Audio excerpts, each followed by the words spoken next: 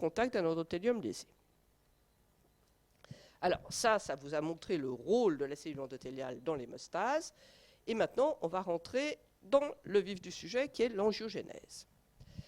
Quand on a une lésion endothéliale, il faut bien sûr qu'elle soit réparée. Je vous ai dit, on ne va pas rester tout le temps avec des caillots sur son vaisseau.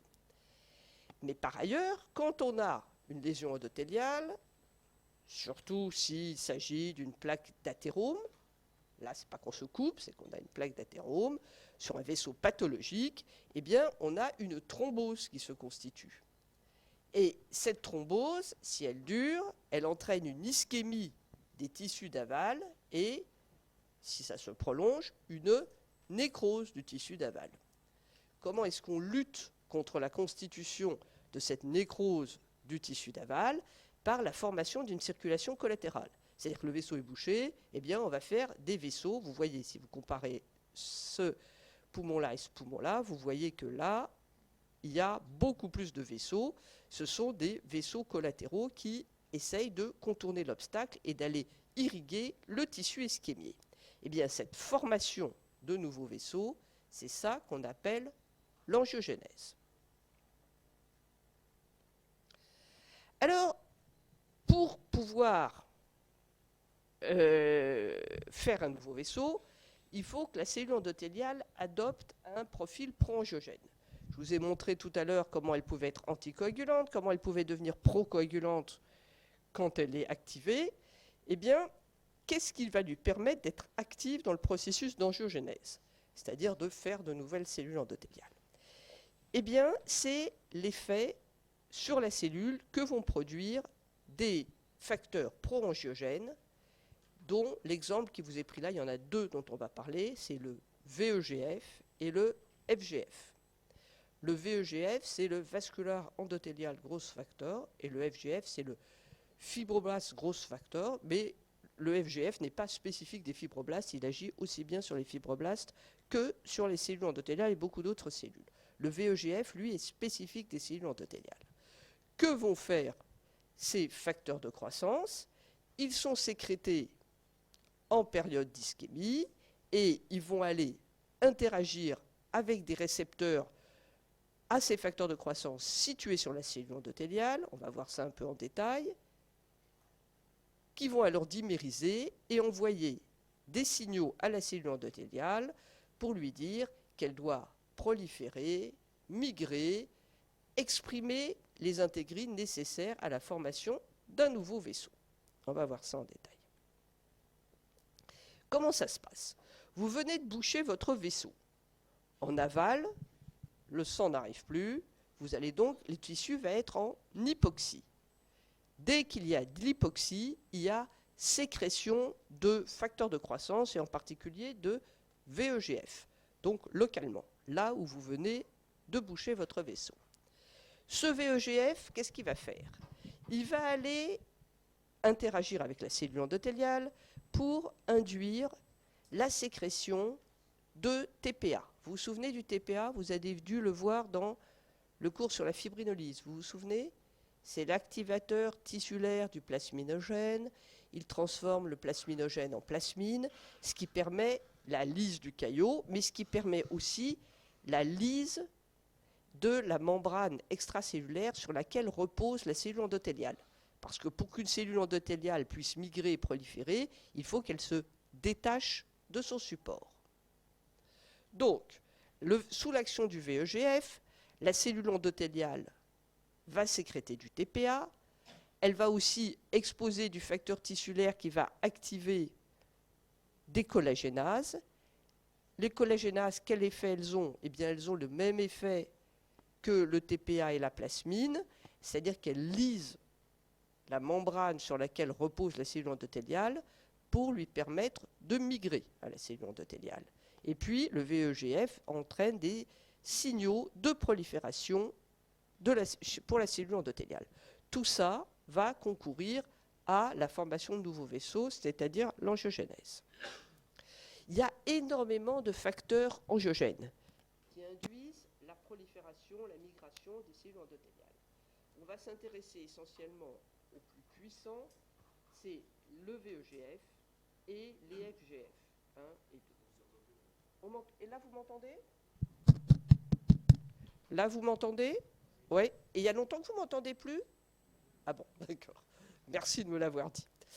Donc, on va s'intéresser essentiellement aux plus puissants, le VEGF et les FGF. Le VEGF et les FGF appartiennent à la famille des heparin binding growth factors, c'est-à-dire qui se lient à l'héparine. Comment ça fonctionne? C'est un petit peu similaire pour le FGF et le VEGF. Les récepteurs sont bien sûr pas les mêmes, mais le mécanisme est exactement le même. Vous avez différents VEGF qui vous sont représentés ici, A, B, C, D, et différents récepteurs. Quel est l'intérêt? Eh bien, vous voyez, par exemple, que le VEGF R3, R c'est pour récepteur, donc le récepteur 3 au VEGF, est situé exclusivement sur les cellules lymphatiques, pas sur les vaisseaux. Ça veut dire quoi? Ça veut dire que quand il est stimulé, on va avoir une stimulation de la lymphangiogenèse. Et vous vous doutez que ça va être très important dans les processus cancéreux. D'accord? Le VEGF R1 et le VEGF R2, eux, sont situés sur les vaisseaux. Et pour le R1, il y a un autre facteur de croissance, PLGF, qui interagit aussi avec lui. Mais ce qui est important, c'est que vous avez différents VEGF, différents récepteurs. Ce qui, pour le moment, n'est pas très exploité parce qu'on ne connaît pas encore bien, mais probablement que les différents types de vaisseaux des différents organes n'expriment pas tous les mêmes récepteurs et que donc on pourrait moduler l'angiogénèse en fonction du VEGF qu'on introduirait, en thérapeutique bien sûr. Donc, comment ça se passe? Vous êtes en hypoxie, vous avez sécrété, enfin il y a eu sécrétion de VEGF ou de FGF dans la zone hypoxique qui vient de thromboser. Ce VEGF ou ce FGF va aller se fixer sur des éparents sulfates protéoglycans. Vous vous souvenez, on a vu que la cellule endothéliale était riche en éparents sulfates. Ça ne marche plus? Et là? Et là? Bon, vous m'interrompez dès que ça ne marche plus. Donc, le FGF et le VEGF, qui sont des heparin binding growth factors, vont se lier aux éparents sulfates de la membrane de la cellule endothéliale. Les éparents sulfates de la membrane de la cellule endothéliale sont des récepteurs de basse affinité pour le VEGF et le FGF. Ils captent le VEGF ou le FGF et ils le présentent à leurs récepteurs de haute affinité, qui vous sont représentés là. Une fois qu'ils l'ont présenté à leurs récepteurs de haute affinité, il y a dimérisation de ces récepteurs de haute affinité qui vont transduire un signal qui va entraîner l'expression de gènes indispensables pour la prolifération de la cellule, la migration de la cellule, la différenciation de la cellule. Expliquez-moi pourquoi, alors quand il y a du VEGF proche d'une cellule endothéliale ischémiée, il va d'abord se fixer sur le récepteur de basse affinité qu'il présente au récepteur de haute affinité. Pourquoi il ne va pas tout de suite sur le récepteur de haute affinité? Est-ce que quelqu'un a une idée? Très bien. Il y a énormément d'éparents sulfates protéoglycans à la surface de la cellule endothéliale. Il y a beaucoup moins de récepteurs de haute affinité. C'est pour ça qu'il commence par se fixer sur les basses affinités et après, il se fixe sur les hautes affinités. Alors, qu'est-ce qui se passe? Vous voyez là, les petits arbres, ce sont les éparents sulfates protéoglycans. Ils présentent aux récepteurs de haute affinité le VEGF. Les récepteurs de haute affinité se dimérisent, transduisent le signal, et alors qu'est-ce que ça fait? Eh bien, ça va d'une part permettre l'expression, ou au contraire l'inhibition de l'expression de certaines protéines de surface de la cellule endothéliale. Ça augmente par exemple l'expression de l'UPAR. Qu'est-ce que c'est que l'UPAR? C'est le récepteur de l'UPA. Vous vous souvenez de l'UPA? Oui ou non? Oui?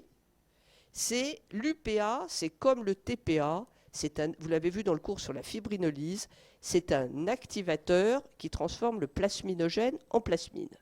Donc, on surexprime l'UPAR, ça va permettre d'avoir plus d'UPA fixé, ça va permettre une lyse péricellulaire, là c'est plus une lyse du caillot, mais une lyse péricellulaire, pour permettre à la cellule endothéliale de migrer. Le signal, il va aussi y avoir un signal émis pour inhiber l'expression de PCAM. Qu'est-ce que c'est que PCAM?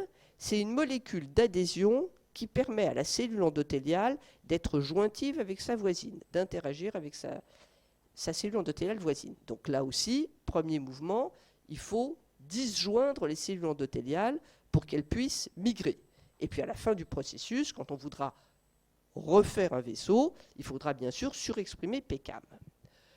Qu'est-ce qui va se passer aussi? On va surexprimer ou au contraire inhiber l'expression d'intégrines telles que alpha-6 bêta-1 et alpha-v bêta-3, qui sont des intégrines qui permettent à la cellule endothéliale de s'amarrer au sous-endothélium, au collagène, à la fibronectine, à la laminine. Si vous les inhibez, la cellule endothéliale peut migrer. À la fin du processus, quand vous allez vouloir reconstituer votre vaisseau, vous allez les surexprimer. D'accord? Donc c'est tout ça que l'interaction du VEGF avec son récepteur ou du FGF avec son récepteur va induire dans une cellule endothéliale pour la rendre pro-angiogène.